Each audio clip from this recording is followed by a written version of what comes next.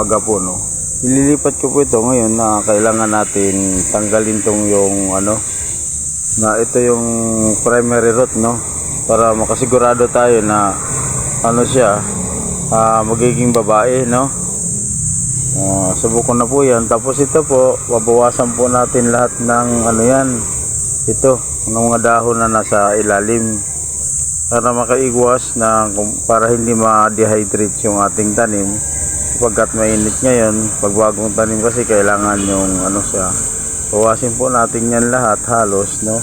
Ito, no, ito po na yan, tanim po natin ito ngayon, no, mga kaibigan. Dahil ang inyong lingkod ay 47 years old na ngayon, nagtanim ako ngayon, no. Ito isa sa tanim ko.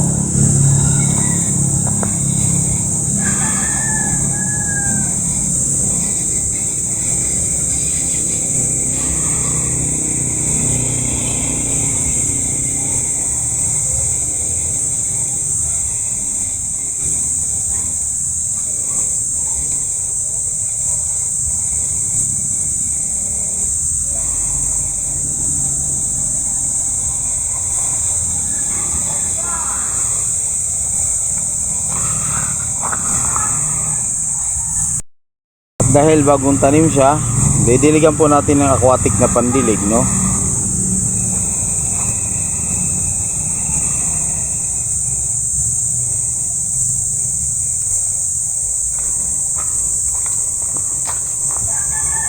Yan po mga kaibigan, na diligan natin yung sase. Susundan na natin na diligan ng tubig naman na pure, no.